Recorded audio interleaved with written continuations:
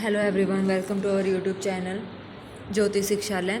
तो हमने ना इससे पहले वाली क्लास में वेक्टर और स्केलर जो है वो कंप्लीट कर दिया है चैप्टर। ठीक है, स्केलर और वेक्टर का जो हमारा चैप्टर है वेक्टर और स्केलर, ठीक है, ये हमने कंप्लीट इसकी डिटेल कर ली है। साथ में हमने 10 क्वेश्चंस की जो है प्रैक्टिस भी कर ली है ताकि आपके कंसेप्ट क्लियर हो जाएं। ठीक है, किसी ने अगर वीडियो नहीं देखी है तो आप मेरे चैनल पर देख सकते हैं। ठीक है, डेली वीडियो यहाँ पे अपलोड हो रही है। बीच में 1-2 दिन का गैप हो जा रहा है क्योंकि शेड्यूल थोड़ा सा बिजी चल रहा है। और आप टेंशन मत लीजिए, आपका एग्ज़ाम तक सिलेबस जो है कवर अप हो जाएगा। ठीक है, चलिए, ये हमारा जो है 11th टॉपिक है सिलेबस का। 10th हमने ऑलरेडी कवर कर चुका है। ठीक है, 10th हमने कवर कर चुका है अभी तक। 11th हमारा जो टॉपिक है वो क्या है, 3D ज्योमेट्री। ठीक है, वेक्टर एंड 3D ज्योमेट्री, ये हमारा जो है टॉपिक का नाम है, वेक्टर और 3D ज्योमेट्री। Okay, vectors. ठीक है, वेक्टर्स का हमने कर लिया है। अब हम 3D ज्योमेट्री के बारे में पढ़ेंगे। तो 11th जो टॉपिक है वो भी 2-3 क्लास में हमारा यहाँ पे कवर अप हो जाएगा। ठीक है, उसके बाद हम देखते हैं कि हमें क्या करना है। चलिए, अगर किसी बच्चे को किसी भी क्वेश्चन में यहाँ पे कोई भी दिक्कत आ रही है तो प्लीज़ आप मेरे से कमेंट सेक्शन में कमेंट करके पूछ सकते हैं, कमेंट कर सकते हैं। और मेरा टेलीग्राम चैनल है ज्योति शिक्षालय के नाम से, वो आप यहाँ पे ज्वाइन कर सकते हैं। ठीक है, अगर आपको इन हैंड रिटन नोट्स के अगर आपको PDF चाहिए तो वो आप वहाँ पे ले सकते हैं। टेलीग्राम चैनल पे कमेंट सेक्शन में कमेंट करके पूछ सकते हैं। ये जो PDF है ये बेटा पेड PDF रहेंगे। किसी भी टॉपिक का आप कोई भी यहाँ पे PDF ले सकते हैं। ठीक है, जो भी चैप्टर आपको लेना है वो आप ले सकते हैं ताकि आपका टाइम यहाँ पे बचेगा। ठीक है, और ये इंपॉर्टेंट हमारे जो चैप्टर्स रहने वाले हैं ये आप लोगों के PGT में भी और TGT में भी, दोनों एग्ज़ाम में हेल्पफुल रहेंगे। ठीक है, PGT का कोई एग्ज़ाम होगा तो वहाँ पे हमारा 80 to 85% यहाँ से सिलेबस कवर अप हो जाएगा, क्योंकि ये मेरे खुद के जो है हैंड रिटन नोट्स है और मैंने सारे पेपर यहीं से, हमारे जो मैथ के पेपर हैं ये मैंने खुद के हैंड रिटन नोट्स बनाए हुए हैं। तो मैंने सारे पेपर इसी जो चैप्टर हैं हमारे 11th-12th के मिक्सअप, जो मैं आपको बार बार बोल रही हूँ 1 to 30 चैप्टर्स हैं, वो यहीं से कवर अप हो जा रहे हैं और पेपर भी हमारा यहीं से आएगा, इससे बाहर कुछ भी नहीं आ रहा है। TGT में भी हमारा 85 to 90% यहीं से कवर अप हो जाएगा। ठीक है, जो सिलेबस इन्होंने दे रखा है, तो आपको टेंशन लेने की कोई ज़रूरत नहीं है। मुझ पर आप भरोसा कर सकते हैं, ये मेरे खुद के हैंड रिटन नोट्स हैं। अगर किसी को सिलेबस का PDF, अगर किसी को जो ओनली रिजल्ट्स का PDF चाहिए ताकि रैपिड रिवीजन के लिए, ताकि आप एग्ज़ाम से 2 दिन पहले रैपिड रिवीजन ले सके रिजल्ट्स की यानी कि फॉर्मूलों की, तो वो भी आपको यहाँ पे मिल जाएंगे। ठीक है, वो भी हमारे पास यहाँ पे पेड PDF रहेगा। ठीक है, जिसको चाहिए वो आप यहाँ पे ले सकते हैं आपका टाइम बचाने के लिए। ठीक है, चलिए, क्योंकि एग्ज़ाम में अभी टाइम नहीं है, हम रिटर्न नोट्स बनाएंगे तो उसमें थोड़ा टाइम भी लगेगा। इससे अच्छा है आप नोट्स लें और उनको ही बार बार रिवीजन करें, तो आपको रिज़ल्ट 100% यहाँ पे मिलेगा। ठीक है, ये आप लोग अपने माइंड में सेट कर लो बात, क्योंकि मैं आपको बता रही हूँ कि यहाँ से बाहर कुछ भी नहीं आएगा, आप मेरे पे इतना ट्रस्ट कर सकते हैं। ठीक है, चलिए आज की क्लास हम शुरू करते हैं। आज की क्लास हमारी क्या है, 3D plane and straight line. ठीक है, 3D प्लेन और स्ट्रेट लाइन के बारे में हम पढ़ेंगे। कोऑर्डिनेट सिस्टम हमें पता है 3D प्लेन में क्या होता है। ये तो हमारे पास 2D प्लेन होता है, X एक्सिस होती है जिसमें Y एक्सिस होती है। 3D प्लेन में हमारे पास होती है क्या, X एक्सिस और Y एक्सिस और Z एक्सिस। ठीक है, ये हमारे पास होती है X एक्सिस, Y एक्सिस और Z एक्सिस। ठीक है, ये X एक्सिस होती है, ये Y एक्सिस होती है और ये Z एक्सिस होती है। ठीक है, ये हमारे पास 3D प्लेन में होती है। ठीक है, इसमें लिख रखा है X O dash, X O और X डैश, ये X एक्सिस है, ये Y एक्सिस है, ये Z एक्सिस है। ठीक है, ये हमारे पास होती है। ये तीनों लाइन जो है म्यूचुअली परपेंडिकुलर लाइन होती है और इंटरसेक्ट करती है ओरिजिन पर। The point O is called the origin. ठीक है, ये सब इसके बारे में बेसिक डिटेल लिख रखे हैं। ये टोटल कितने पार्ट्स में डिवाइड होती है, 8 पार्ट्स में, क्योंकि जब X एक्सिस और Y एक्सिस होते हैं इसमें कितने पार्ट्स होते हैं, 1, 2, 3 और 4, ये 4 पार्ट्स हमारे पास होते हैं। ठीक है, लेकिन इसमें X एक्सिस, Y एक्सिस और Z एक्सिस में हमारे पास टोटल कितने पार्ट्स होते हैं, 8 पार्ट्स में ये डिवाइड होते हैं। और ये ऑक्टेंट्स बोलते हैं इसको, ऑक्टेंट्स ये हमारे पास होते हैं, ये 8 ऑक्टेंट्स हमारे पास, ये नाम इनका लिख रखा है। ठीक है, अच्छा, डिस्टेंस बिटवीन 2 पॉइंट्स के बीच का डिस्टेंस कैसे निकालते हैं, 3D में बात हो रही है। 3D में 3 points X1 X2 X3, Y1 Y2 Y3। ठीक है, ये होता है ना। अब X3 Y3 की जगह हमारे पास आ जाएगा Z1 और Z2। ये 3, सॉरी, ये तो है हमारे पास 3 पॉइंट्स। अब है 3D प्लेन में जो कोऑर्डिनेट होते हैं X एक्सिस, Y एक्सिस और Z एक्सिस के x1 मतलब x एक्सिस, y एक्सिस और z एक्सिस, ठीक है। x1 x2 y1 y2 z1 z2। तो डिस्टेंस फॉर्मूला सबको पता है, कैसे निकालते हैं, x2 माइनस x1 का whole square plus y2 minus y1 का whole square plus z2 minus z1 का होल स्क्वायर का स्क्वायर रूट, ठीक है। चलिए next section formula. Section formula सबको पता है, 2 पार्ट्स होते हैं इसके, इंटरनली और एक्सटर्नली, और कैसे डिवाइड होता है ये सबको पता है। बस अब इसमें सिर्फ नया ऐड हो जाएगा z1 और z2। इंटरनली में प्लस आएगा, एक्सटर्नल में माइनस चलता है, ठीक है। चलिए जो ना समझ आए मैं आपको बार बार बोली, कमेंट सेक्शन में कमेंट करके आप पूछ सकते हैं, टेलीग्राम चैनल पे डायरेक्ट आप मैसेज कर सकते हैं, ठीक है। उसके बाद है mid point, x1 plus x2/2 y1 plus y2/2 z1 plus z2/2, ये हमारे पास क्या होता है, मिड पॉइंट्स होते हैं, ठीक है। चलिए next base vector and position vector. Position vector सबको पता है क्या होता है, OPR। वहाँ पे 2D में हमने पढ़ा था OP = R, यानी कि XI प्लस YJ। अब यहाँ पे क्या हो जाएगा, साथ में Z के हमारे पास आ जाएगा, ठीक है। चलिए next direction ratios and direction cosines. Direction ratios, direction cosine, ये अब यहाँ पे इंपॉर्टेंट चलेंगे, ठीक है। स्लोप सबको पता है क्या होती है, टेंजेंट थीटा किसकी इक्वल होती है, m, इसको हम बोलते हैं स्लोप, और ये होती है dy/dx, ठीक है, स्लोप, ठीक है। उसके बाद पोजीशन वेक्टर की जब हम बात करें तो ये हमारे पास x एक्सिस, ये y एक्सिस है, ये z एक्सिस है। तो इसके जो पोजीशन वेक्टर हैं वो क्या है, ai bj प्लस ck, ठीक है, ये वेक्टर्स हैं। अब उसके बाद देखो, ये तो v पॉइंट हमने माना था aij plus bj plus ck, जो ये होते हैं हमारे पास जो वेक्टर पोजीशन वेक्टर होते हैं ना, जो ये a b c होते हैं, ये रेशो में होते हैं, a ratio b ratio c, तो इसको हम नाम देते हैं क्या, डायरेक्शन रेशोज। ये क्या होते हैं हमारे पास, डायरेक्शन रेशो, क्योंकि ये वेक्टर है और वेक्टर ये जो a वेक्टर b मतलब ये जो a b c डायरेक्शन बताते हैं, तो इसको रेशो में लिखेंगे, a रेशो b रेशो और c रेशो, इन तीनों का जो रेशो होगा वो क्या होगा हमारे पास, डायरेक्शन रेशोज होगा, ठीक है।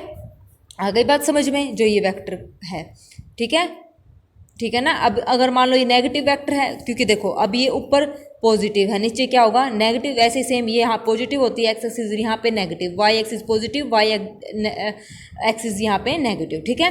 तो सेम ऐसे ही जेड एक्सिस ऊपर पॉजिटिव है, तो यही वेक्टर जो पॉइंट्स हैं ये यहाँ पे क्या आ जाएंगे, negative. -v = -ai minus bj minus ck, इनका भी a ratio b ratio c same आएगा, ठीक है। तो ये क्या होंगे, डायरेक्शन रेशोज हमारे पास यहाँ पे होंगे, ओके। चलिए a line has a unique direction ratio, हमारे पास कोई भी लाइन है उसके हमेशा यूनिक डायरेक्शन रेशोज होते हैं, ठीक है। ए रेशो बी रेशो, ये रिजल्ट है, ये आपको याद रखना है, उस लाइन के हमेशा क्या होंगे, यूनिक डायरेक्शन रेशोज, ठीक है। उसके बाद है डायरेक्शन कोसाइन। डायरेक्शन कोसाइन क्या होते हैं, ये भी इंपॉर्टेंट है, डायरेक्शन रेशो आपको समझ आ गया। अब है बात डायरेक्शन कोसाइंस की। डायरेक्शन कोसाइन हमारे पास क्या कहते हैं, let OP makes angle alpha beta gamma with XYZ axis, ठीक है। एक्स एक्सिस के साथ बना रहे हैं अल्फा एंगल, वाई एक्सिस के साथ हम बना रहे हैं बीटा एंगल, और जेड एक्सिस के साथ हम बना रहे हैं गामा एंगल, ठीक है, रिस्पेक्टिवली। पी यहाँ पे कोई भी पॉइंट है यानी कि पोजीशन है, वो नाम दे दिया एक्स वाई और जेड। तो ये जो एंगल है ना अल्फा बीटा गामा, ये हमारे पास डायरेक्शन एंगल है। कौन से, क्योंकि डायरेक्शन में एक्स एक्सिस की डायरेक्शन में, वाई एक्सिस की डायरेक्शन में और जेड एक्सिस की डायरेक्शन में, तो ये एंगल कैसे हैं, डायरेक्शन एंगल हैं। अब इन एंगल्स के साथ अगर हम ट्रिग्नोमेट्री का कोस यहाँ पे लगा दें, तो कोस अल्फा, कोस बीटा और कोस गामा, ये हमारे पास डायरेक्शन कोसाइन, नाम से ही है डायरेक्शन कोसाइन। कोसाइन मतलब कोस एंगल, इसको याद करने का तरीका, ठीक है। डायरेक्शन कोसाइन, कोस अल्फा, कोस बीटा और कोस गामा, ओके, आ गया समझ में। चलिए नेक्स्ट क्वेश्चन। नेक्स्ट जो रिजल्ट है वो क्या कहता है, कोस अल्फा किसके इक्वल है, x/r के इक्वल होता है, ठीक है, इज इक्वल टू, इसको हमने नाम दे दिया l, x/r को हमने नाम दिया l, cos beta y/r, cos gamma z/r। ये तो इजी है याद करना, नाम दे दिया l, m और n। इनका स्क्वायर करेंगे, l² m² और n², ठीक है। x की वैल्यू LR हो जाएगी यहाँ से, y की वैल्यू हमारे पास यहाँ से हो जाएगी क्या, MR, और z की वैल्यू क्या हो जाएगी, NR। अब यहाँ से l² m² n² तीनों को ऐड करेंगे, कोस स्क्वायर अल्फा, कोस square beta plus cos square gamma, ये रिजल्ट तैयार हो गया। ये सीधा डायरेक्ट हमसे एग्जाम में भी पूछा गया है, ये रिजल्ट कोस स्क्वायर अल्फा, कोस square beta, cos square gamma किसके इक्वल होगा, 1 के इक्वल हमारे पास हो जाएगा, ठीक है, 1 के इक्वल होगा, ये रिजल्ट है।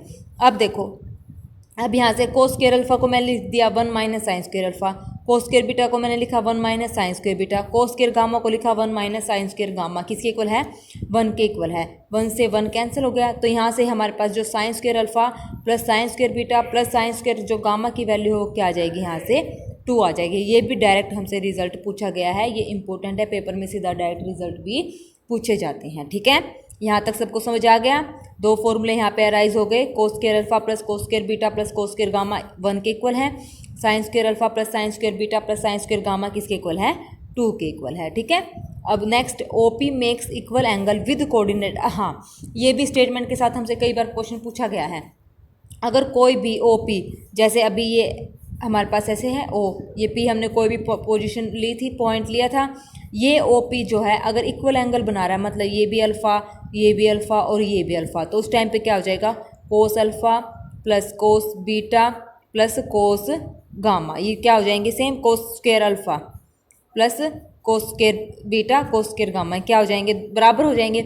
यहाँ पे बीटा की जगह अल्फ़ा, गामा की जगह भी अल्फ़ा, और ये किसके इक्वल होता है 1 के इक्वल, तो ये हो जाएगा कितना 3 times cos square alpha is equal to 1। तो यहाँ से जो कोस अल्फ़ा है कोस स्क्वायर अल्फ़ा 1/3, तो कोस अल्फ़ा कितना आ गया 1/√3। तो ये हमारे पास ऐसे रिजल्ट आ गया।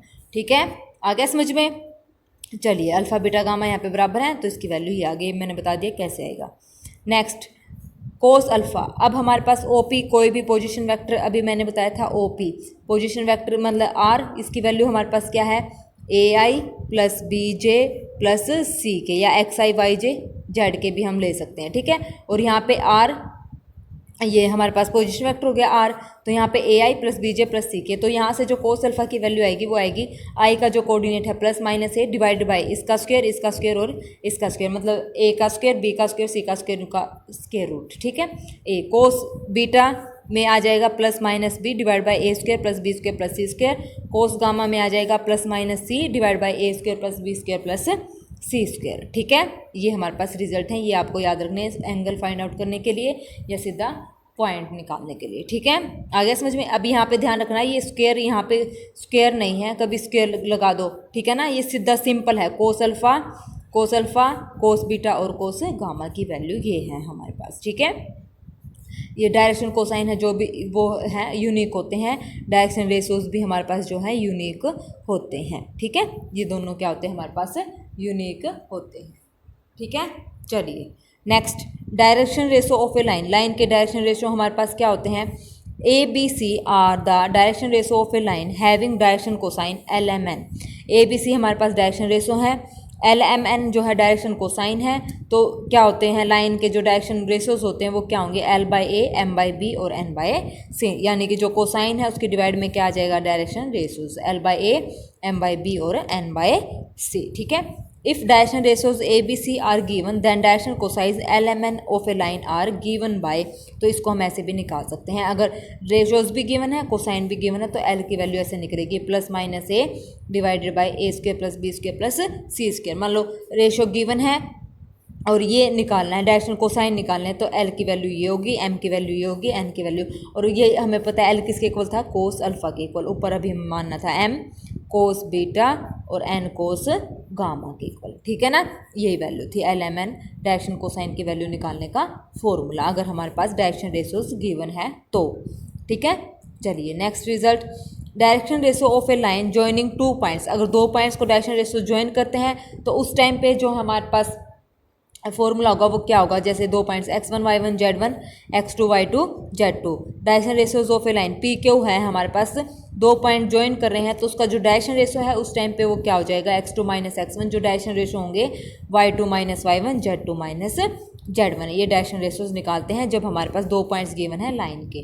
ठीक है, मतलब ये लाइन ऐसे बनेगी, पी पॉइंट्स यहाँ पे क्यू पॉइंट्स है यहाँ पे, तो इसका जो डायरेक्शन रेशियो आएगा वो क्या आएगा ये फॉर्मूला। ठीक है, सेम ऐसे ही डायरेक्शन कोसाइन निकालने हैं तो फॉर्मूला क्या होगा पी क्यू का, यहाँ पे डिस्टेंस सबको पता है कैसे, x2 माइनस x1 का square plus y2 minus y1 का square plus z2 minus z1 का स्क्वायर, ये पी क्यू की वैल्यू है। ऊपर क्या आ जाएगा x2 minus x1 y2 minus y1 z2 minus z1 upon P Q, ये डायरेक्शन कोसाइन हम ऐसे निकालते हैं। ठीक है, आ गया समझ में।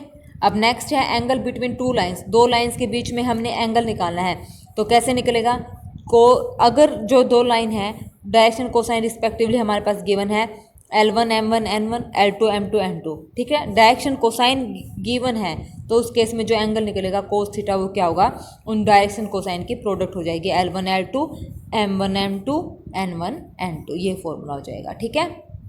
सिमिलरली डायरेक्शन रेशोज अगर हमारे पास गिवन है तब ये फॉर्मूला होएगा। डायरेक्शन रेशोज जब गिवन है cos theta is equal to A1 A2 B1 B2 C1 C2 divide by A1 square plus B1 square plus C1 square A2 square plus B2 square plus C2 square, ठीक है। इसमें तो direction जो cosine है उसमें तो सीधा direct simple product हो जाएगी और इसमें क्या हो जाएगी, प्रोडक्ट और डिवाइड बाय स्क्वायर रूट आ जाएगा, ठीक है। डायरेक्शन रेशोज में ये डायरेक्शन रेशो का फॉर्मूला है, ये डायरेक्शन कोसाइन निकालने का फॉर्मूला है, ठीक है। चले नेक्स्ट, कंडीशन दैट अगर लाइन परपेंडिकुलर है तो इसका मतलब थीटा एंगल क्या है 90 डिग्री यानी कि π/2, तो कोस थीटा उसमें क्या हो जाएगा 0। कोस थीटा किसके इक्वल है L1 L2, ये किसके इक्वल हो जाएगा 0 के इक्वल। सिमिलरली अगर डायरेक्शन रेशो क्योंकि 90 डिग्री है तो ये 0, ये सारी चीज़ें यहाँ क्या है 0, तो यहाँ से ये 0 हो जाएगा, ठीक है। ये कंडीशन है जब लाइन क्या है परपेंडिकुलर है, ठीक है। कंडीशन दैट अगर लाइन पैरेलल है तो उस केस में हमारे पास L1 L2 बराबर हो जाएंगे, M1 M2 बराबर हो जाएंगे और N1 N2 बराबर हो जाएंगे और उसमें A1 बाई A2, ये तो डायरेक्शन कोसाइन की बात हो रही है, कोसाइन की ये डायरेक्शन रेशोज की बात, A1 by A2 B1 by B2 और C1 बाई C2, ठीक है, पैरेलल है तब, ओके। चलिए next, projection of a point on a line. Projection हमें निकालना है किसी भी पॉइंट का, ठीक है, लाइन के ऊपर। कैसे निकालते हैं, जैसे ए बी हमारे पास ये पॉइंट है कोई, एन हमारे पास क्या है फुट ऑफ परपेंडिकुलर है, तो पी एन हमें निकालना है on the line A B. The projection of a point P, projection का मतलब होता है छाया, ठीक है। पी की छाया हमें निकालनी है P on a line A B, तो जब फुट ऑफ परपेंडिकुलर क्योंकि ये परपेंडिकुलर है पी के ऊपर, तो यहाँ से P N on the line A B, ठीक है, N of the perpendicular P N on the line A B, ये projection of a point on a line इस टाइप से बनेगा। तो इसका फॉर्मूला क्या होगा, देखो, projection of the joint of two points हमारे पास ज्वाइन करें तो उसका सीधा सीधा फॉर्मूला ये है एल एम और N, direction cosines x2 minus x1 plus y2 minus y1 z2 minus z1। यहाँ पे क्या है दो पॉइंट्स है, ठीक है, एक x1 y1 z1, दूसरा पॉइंट है x2 y2 z2, ठीक है, इनकी मल्टीप्लाई हो जाएगी, ये हमारे पास रिजल्ट हो गया प्रोजेक्शन निकालने का फॉर्मूला, ओके। चलिए अब हम करते हैं क्वेश्चंस की practice. Next first question, if 1/c1, 1/c1, 1/c are direction cosines of a line, then 1/c² plus 1/c² plus 1/c² किसके इक्वल है 1 के इक्वल। तो यहाँ से इसका, क्योंकि ये अभी बताया था ना cos square alpha plus cos square beta plus cos square gamma किसके इक्वल होता है 1 के इक्वल। तो डायरेक्शन कोसाइन है किसी भी लाइन के, तो यहाँ से इनका स्क्वायर करेंगे 1/c² प्लस 1/c², क्योंकि अब गिवन है उसमें डायरेक्शन कोसाइन क्या होते हैं cos square alpha plus cos square beta, ठीक है। अब यहाँ पे कोस स्क्वायर अल्फा की जगह 1/c गिवन है, तो 1/c², 1/c², 1/c² किसके इक्वल है 1 के इक्वल, तो यहाँ से c की वैल्यू आ जाएगी plus minus √3। Next question, the line segment joining the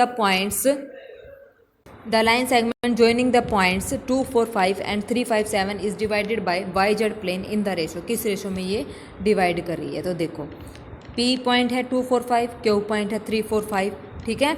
तो यहाँ से किस रेशो में ये डिवाइड कर रही है, रेशो निकालना है, मान लिया मैंने K रेशो 1 में डिवाइड करी किसी प्लेन को, ठीक है। ये पॉइंट हमारे पास क्या हो गया R, 0, Y और Z। ये क्यों होया, क्योंकि ये YZ प्लेन बोला है, YZ प्लेन पे X की वैल्यू क्या होगी 0, तो यहाँ से जो ये R पॉइंट है वो क्या होगा 0, Y और Z, X यहाँ पे क्या होगा 0, ठीक है, YZ प्लेन बोला है। तो यहाँ से K रेशो 1 निकाल लेंगे, बहुत ही ईजी है, तो यहाँ से -2/3 हमारे पास आंसर आ जाएगा, ठीक है।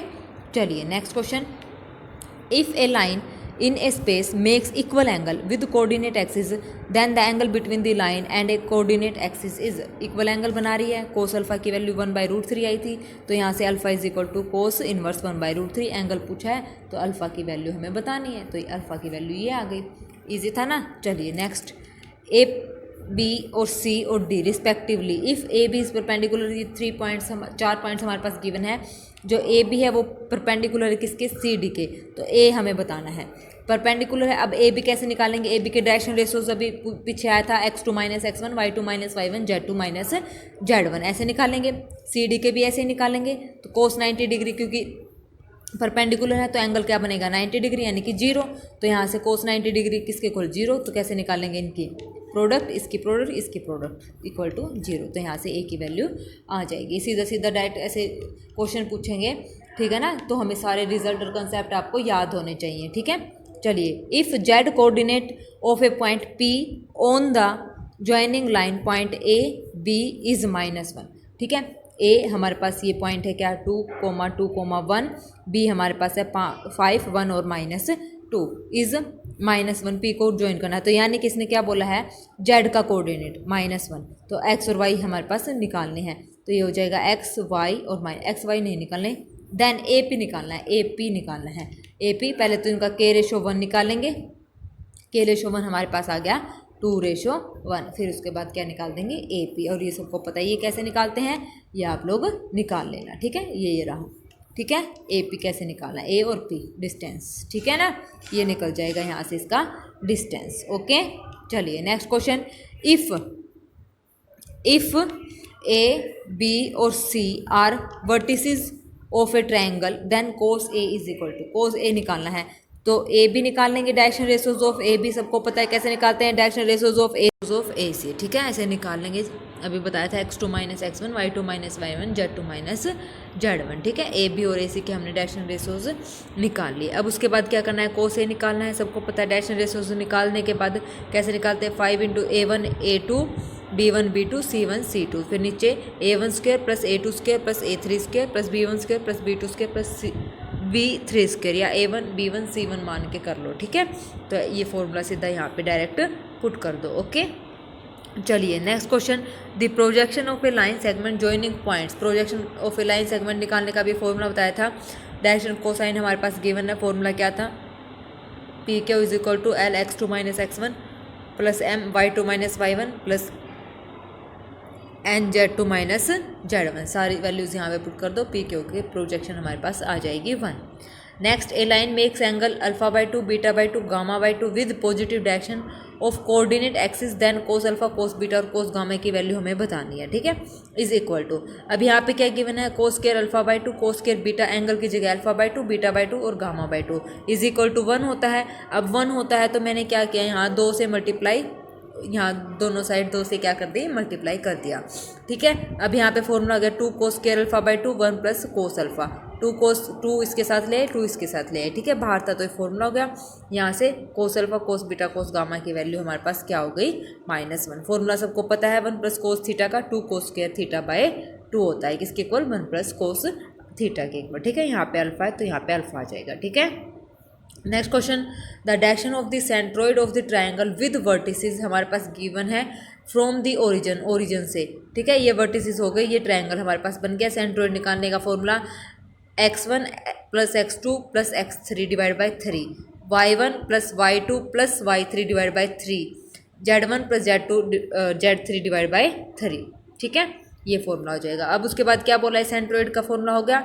अब डिस्टेंस निकालना है सेंट्रोइड से और ओरिजिन से, तो सेंट्रोइड जी से डिनोट करते हैं, ये आ गया हमारे पास, और ओरिजिन ये है, डिस्टेंस निकाल दो, डिस्टेंस फॉर्मूले से ओ जी हमारे पास आ जाएगा, ये ओ है ये जी है, ये डिस्टेंस हमारे पास आ जाएगा, ठीक है। चलिए next question, if P X Y Z is a point on the line segment joining Q and R such that projection of O P on the axis are 13/5 19/5 और 26/5 रिस्पेक्टिवली, ठीक है। तो यहाँ से P डिवाइड करता है Q R को इन the ratio, किस रेशो में, k/1 में। क्यू पॉइंट है, आर हमारे पास पॉइंट है, P हमारे पास ये पॉइंट है, ठीक है। तो x/1 आ गया। अब यहाँ से वैल्यू हम निकाल लेंगे, कितने रेशो में है, 3/2 रेशो में, ठीक है। यही हमसे पूछा था, क्या पूछा था इसने पूछा था point line joining points P Q R किस P को ज्वाइन कर रहा है, projection of OP on the axis are this, तो यानी किसका रेशो हमें यहाँ पे बताने था, ठीक है। तो P divides Q R in the ratio, किस रेशो में डिवाइड करती है, इस रेशो में ये डिवाइड करती है। उसके बाद सीधा हम फॉर्मूला भी लगाएंगे वो वाला, अभी प्रोजेक्शन कैसे निकाला था, P क्यू का formula L x2 - x1 + m y2 - y1 + zn z2 - z1। अब यहाँ पे L m और n ये गिवन है, x2 - x1 ये रहा x1, x2 y1 y2 z1 और Z2, ठीक है। ये भी हम निकालेंगे, ठीक है। दोनों रेशो भी निकालना है और वो भी यहाँ पे निकालना है, ठीक है।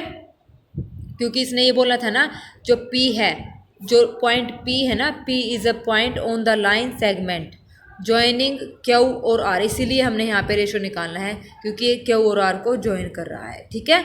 Q और R को ज्वाइन कर रहा है तो इसका रेशो भी हमें निकालना है। बाकी फॉर्मूला प्रोजेक्शन का आपको पता ही है, वो निकालना है। तो जो ऑप्शन हमारे पास गिवन हो गए ना, 4 ऑप्शन, वहाँ से हमको आइडिया आ जाएगा रेशो पूछा है या सीधा फॉर्मूले में पुट करके जो वैल्यू आएगी वो पूछी है, ठीक है।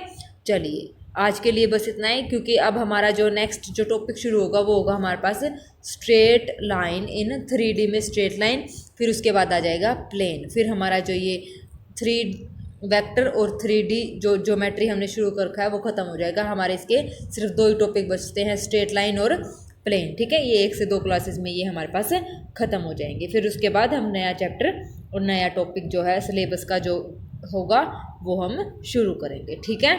चलिए, जो ना समझ आए वो टेलीग्राम चैनल पे मैसेज कर देना या कमेंट सेक्शन में कमेंट करके पूछ लेना जो क्वेश्चन आपको पूछना है, ठीक है।